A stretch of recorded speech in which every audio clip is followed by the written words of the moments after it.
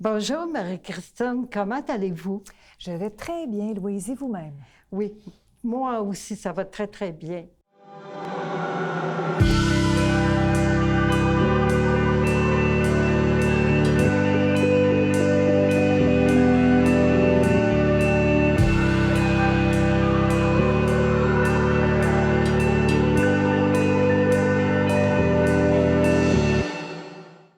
Bienvenue à l'émission Les Nouvelles du voisinage. Mon nom est Louise Miller. Aujourd'hui, j'ai comme invité Madame Marie-Christine Roy, directrice de l'organisme Vers l'équilibre. Oui, dites-moi, qu'est-ce que c'est l'organisme Vers l'équilibre? Alors, Vers l'équilibre est un organisme qui travaille en santé mentale adulte. On existe depuis 1965. Alors, ça fait déjà plus de 50 ans. On s'appelait anciennement la Croix-Blanche. Peut-être que certaines personnes ont déjà entendu parler de la Croix-Blanche, mais depuis à peu près 8 ans, on a changé de nom. Donc, pour Vers l'équilibre, qui nous semblait là, révélateur de ce qu'on fait, nous, ce qu'on propose, c'est une démarche de croissance personnelle et relationnelle à des adultes qui vivent sur l'île de Montréal. Oui. Et c'est à travers des ateliers. Donc, c'est des ateliers à la fois qui touchent la connaissance de soi, l'expression de soi, explorer différents moyens techniques aussi pour prendre soin de soi, que ce soit au niveau de la gestion du stress ou de son hypersensibilité, ou par rapport à différentes portions de notre vie, notre vie relationnelle, bien sûr, la communication. Ça peut être aussi apprendre des techniques pour se relaxer, pour gérer son stress. Donc, on essaie vraiment de proposer une démarche assez complète qui touche différentes sphères de vie et aussi de la personne dans une perspective, ce qu'on dit holistique. Hein, quand on parle de ça, c'est vraiment de s'intéresser à la fois à la tête, au corps et à l'esprit et à l'âme, ou au cœur, peut-on dire, pour que les gens puissent cheminer, en fait, à travers la démarche. Donc, nous, ce qu'on propose, on a dans notre programmation, actuellement, on a 18 ateliers différents. Ah oui? Évidemment, on ne propose pas les 18 ateliers à chaque session. On a 3 sessions d'ateliers par année qui s'échelonnent. Donc, un atelier s'échelonne sur 12 semaines. OK. Certains ateliers sont plus faciles, donc on les recommande de les faire en début de parcours. Certains ateliers nécessitent d'avoir déjà travaillé beaucoup sur soi. Donc, on les voit plutôt en fin de parcours. Par contre, quelqu'un peut arriver à Vers l'équilibre, prendre un seul atelier, revenir 2 ans plus tard en prendre un second. Et quelqu'un peut décider aussi de faire une démarche un peu plus intensive, c'est-à-dire à raison d'un atelier par session, à toutes les sessions, sur une perspective de, on dit, à peu près 3-4 ans. Donc, la démarche complète chez nous, elle est de 12 ateliers, mais on peut en faire davantage, même après avoir complété la démarche. Ce qui est important aussi de vous dire, peut-être pour les gens que ça pourrait intéresser, c'est que, en fait, nos facteurs, comment je dirais, les conditions, les critères, c'est d'être adulte, de vivre à Montréal, de se reconnaître dans des enjeux de santé mentale, donc soit des enjeux passés, avoir eu des expériences de santé mentale, de difficultés en santé mentale dans le passé, mais ça peut être aussi des difficultés actuelles. Il faut pouvoir fonctionner en groupe. Donc, ça peut demander quand même un niveau de stabilité par rapport à ces enjeux de santé mentale. Il faut aussi pouvoir minimalement lire et écrire.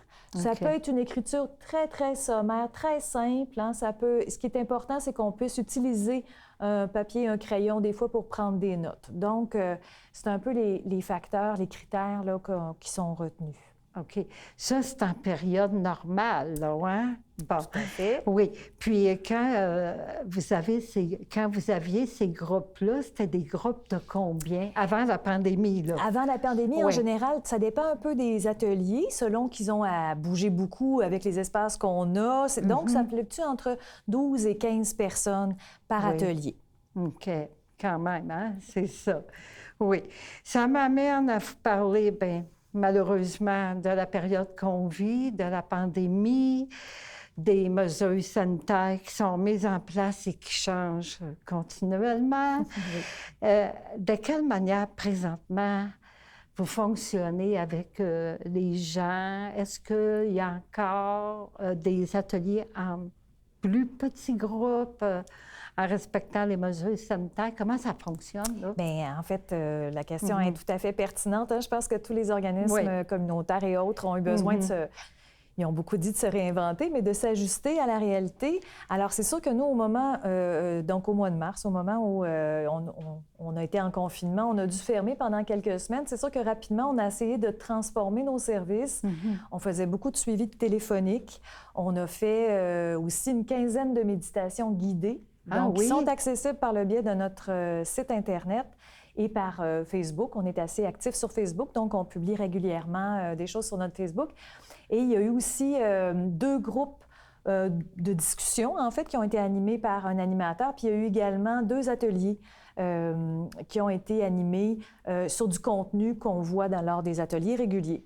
Donc, il y a eu aussi, exceptionnellement, quelques suivis en personne, évidemment à distance et en extérieur, par une de nos animatrices.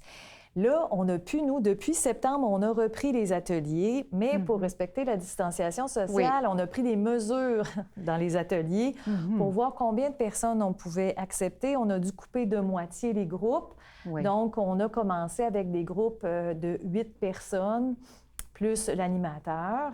Donc, évidemment, les gens doivent être masqués pendant leur déplacement au sein de la ressource. Une fois assis à la table, on a de longues tables comme ça. On a mesuré là, vraiment pour que ça soit 2 mètres. Et là, les gens, quand ils sont assis, peuvent retirer leur masque. Évidemment, quand ils arrivent, ils doivent se laver les mains. On leur pose des questions à l'arrivée, là, qui sont les questions qu'on entend partout où on va.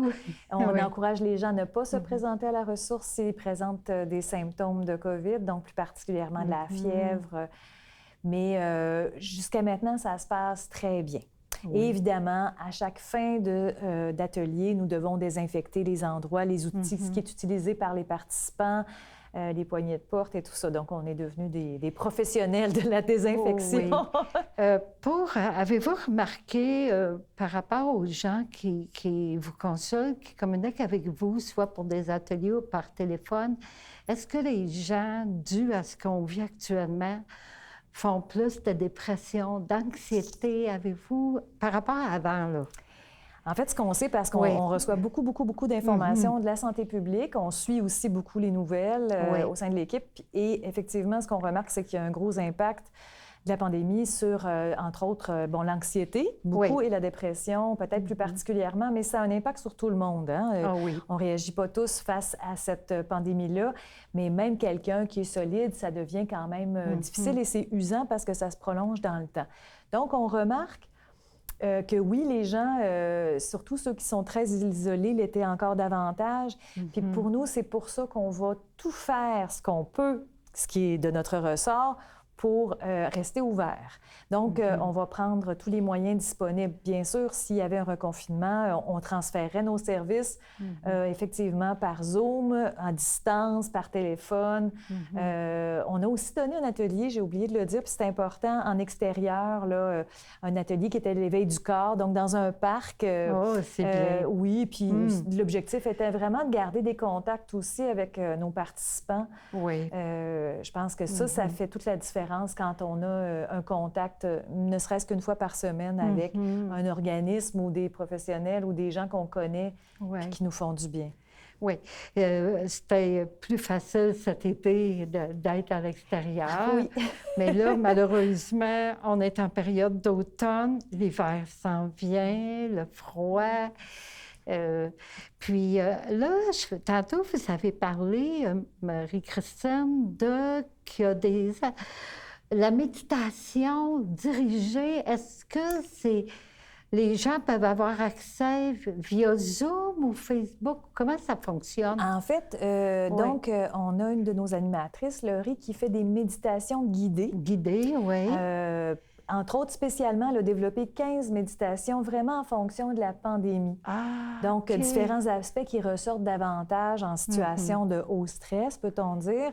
Et ils sont accessibles. Alors, sur notre site Internet, C'est possible d'y avoir accès facilement Oui. et également par notre Facebook parce qu'à chaque fois qu'il y avait un nouvel atelier ou une nouvelle méditation, on envoyait le lien sur notre Facebook. Donc, Oui.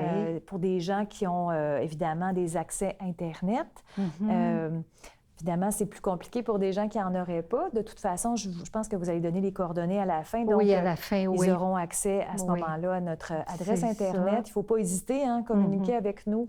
Nous, on a une nouvelle programmation là, qui devrait arriver en novembre pour le mois de janvier. Ah bon? On est très positif. Oui. On se projette dans l'avenir. C'est important pour garder de l'espoir. Oui. Donc, on aura... Et les ateliers changent. Certains sont redonnés d'une session à l'autre. Oui. Ceux qui sont les plus en demande et ceux qui sont ce qu'on appelle les ateliers d'entrée dans la démarche. Mais ils changent quand même à chaque session.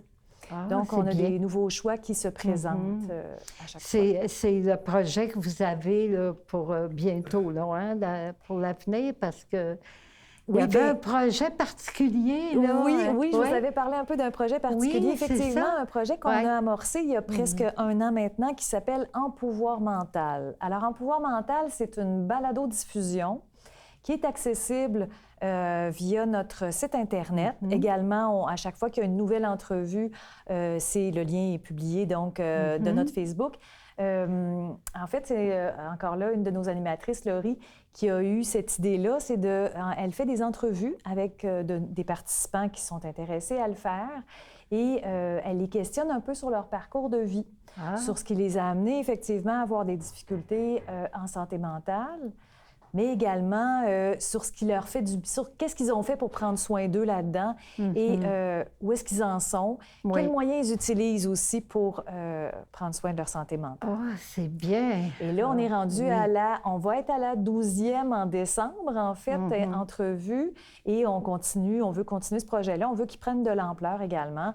On sait que la balado-diffusion, c'est beaucoup plus les jeunes, en fait, qui sont sensibles à ce médium-là. Oui, balado-diffusion. Ça me permet de vous dire aussi que nous, la clientèle, elle est, en général, elle est adulte, mais notre clientèle a, en général, entre 50 et 65 ans à peu près.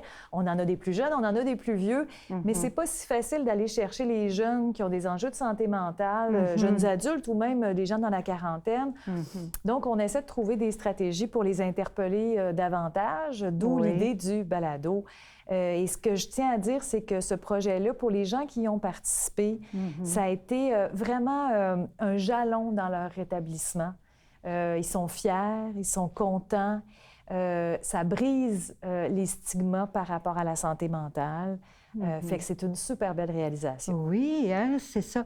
Est-ce que vous êtes plusieurs personnes qui travaillent vers l'équilibre dans votre organisme? En fait, on est 6 dans l'équipe à temps plein. Ah oui? On a également un collègue à temps partiel et on fonctionne avec quelques pigistes pour des ateliers plus spécifiques qui demandent des savoirs un peu plus particuliers, par exemple au niveau du corps, au niveau du théâtre, au niveau de l'écriture. On fait appel à des gens de cœur très, très compétents pour donner ces ateliers-là. C'est vraiment intéressant, hein? Puis, pour les ateliers, est-ce que les participants doivent payer? Est-ce que c'est... En fait, ils ont un coût, effectivement. Au début de la session, ils doivent payer. Normalement, les ateliers sont au coût de 2 $. Donc, ils payent une fois au tout début de l'atelier, une seule fois, finalement, pour la session complète. Oh, ça fait que, mon Dieu, c'est bien. C'est un peu un coût symbolique, mais c'est important parce qu'il faut que les gens s'engagent. Nous, c'est peut-être important que je le précise, ce n'est pas des ateliers récréatifs, même si ça peut être très distrayant. On n'est pas non plus un milieu de vie ou un milieu de socialisation, même si ce qu'on fait, c'est rencontrer des gens qui vont poursuivre des ateliers comme nous. C'est vraiment, vraiment dans une perspective de s'aider soi-même. Donc, on demande à ce que les gens s'impliquent. Fait que finalement, le 2 $, c'est un coût qui est plutôt symbolique qu'important, mais ça a une valeur parce que ça dit « je suis prête à me donner ce moyen-là pour aller mieux ». Oui, à s'engager, hein? Puis, quels sont les jours et les heures d'ouverture de l'organisme? En fait, nous, on est ouvert du lundi au vendredi. Nos ateliers sont donnés les lundis, mardis et le jeudi, vendredi. Oui. Le mercredi, nous sommes en réunion. On reçoit parfois aussi des visites d'organismes. Nous en faisons nous-mêmes. Et on est ouvert de 9h à 4h30 du lundi au jeudi. Et le vendredi, on termine à 4h. À 4h, oui. Puis, en terminant, quelles sont les coordonnées pour vous joindre?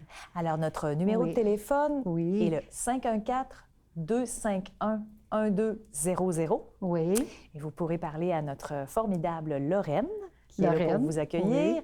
Oui. Et bien évidemment, on a notre site Internet qui est au www.versl'équilibre.ca. Donc, vers l'équilibre, tout en un mot. Et sinon, vous pouvez envoyer aussi vos questions à infovl@versl'équilibre.ca. Oui, les coordonnées vont apparaître en bas d'écran. Mais je vous remercie beaucoup, Marie-Christine, d'être venue aujourd'hui à mon entrevue. C'était Louise Miller pour les nouvelles du voisinage. À la prochaine!